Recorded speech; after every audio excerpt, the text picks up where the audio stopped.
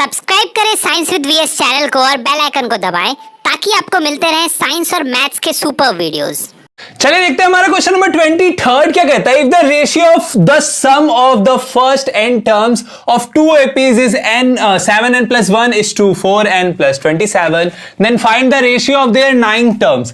Sir बोल रहा है ना कि दो एपी है, मान लेते हैं दो एपीज हैं, ठीक है। देखिए सर हाथ कितना काला हो गया, देख रहे हैं, हाँ मिटाने के कारण हाथ से मिटा रहे हैं ना अभी हम लोग। तो देखिए हमको बोल रहा है कि मान लेते हैं कि दो एपीज हैं, ठीक है। पहले एपी का जो n टर्म का सम दिया है वो आपको इतना दिया है, सेकंड एपी का इतना दिया है, मतलब वो नहीं दिया है, उन दोनों nth टर्म दो एपीज के सम ऑफ nth टर्म का आपको रेशियो दिया है इतना h2 इतना दिया है, ठीक है। ठीक है, अब मान लेते हैं कि हमारा एक एपी होगा एपी डैश, ठीक है, दूसरा होगा एपी डबल डैश या AP1 AP2 भी बोल सकते हैं।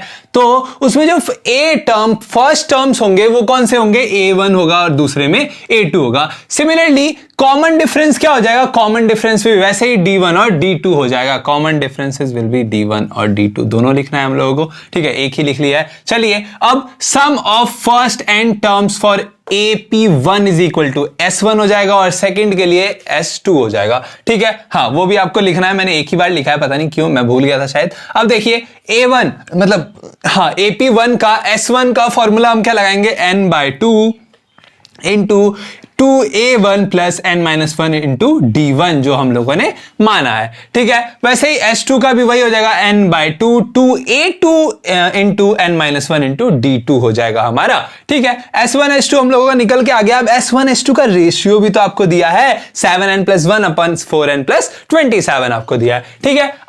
अब सर इसको और इसको जब आप डिवाइड करते हैं तो आपका n कैंसिल आउट हो जाएगा और साथ में ये जो 2 है पहले इससे डिवाइड होगा तो 2 कैंसिल आउट हो जाएगा, फिर 2 इससे डिवाइड होगा तो ऐसा कुछ आपको रेशियो निकल के आएगा, ये इसके इक्वल होगा। सर ऐसा हम लोगों ने क्यों किया है, अभी यहां पे आपको एक मैजिक दिखेगा, मैजिक नहीं सर लॉजिक है और कुछ नहीं है। अब देखिए, अब अगर आप देखें क्या कि सर A9, मान लीजिए A9 जो हमारा 9th टर्म होगा उसको हम क्या लिखेंगे बताइए आप, उसको लिखेंगे सर फर्स्ट टर्म, ठीक है, प्लस n-1 होगा, यानी कि 9-1 क्या हो जाएगा, 8 हो जाएगा, D1 हो जाएगा। सर हमारा ये होगा कि नहीं होगा ना सर। तो अगर आप देखें यहां पे क्या है, A1 है A1 है, D1 है D1 है, n-1/2 के जगह पे आपको क्या लाना है सर, 8 लाना है। अगर आप यहां 8 ला देते हैं, यहां भी 8 ला देते हैं तो सर वही तो आपसे पूछा है, then find the ratio of their 9th terms. 9th term इसको भी 8 इसको भी 8 अगर बना देते हैं तो दोनों का रेशियो क्या हो जाएगा, 9 टर्म का रेशियो बन जाएगा दोनों एपीज का।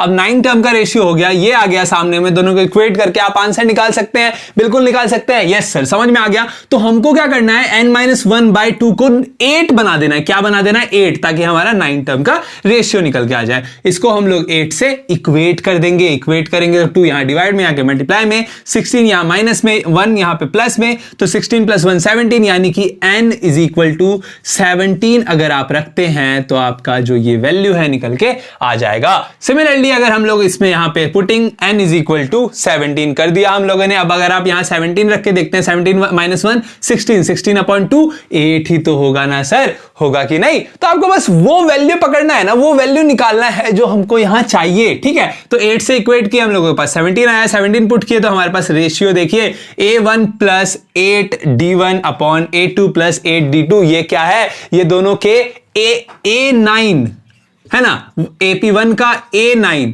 AP2 का क्या है, रेशियो ही तो है, बिल्कुल है ना सर, है रेशियो। अब रेशियो है तो इससे इक्वेट किए तो सर इसको सॉल्व करने के बाद 120/95 आया, 120/95 आया, ठीक है। तो ये दोनों वही था 9 टर्म का रेशियो था, देयरफॉर रिक्वायर्ड रेशियो दोनों को कटाने के बाद 24:19 हमारे पास रिक्वायर्ड रेशियो आ चुका है। ये था हमारा क्वेश्चन नंबर 23। चलिए बढ़ते हैं आगे।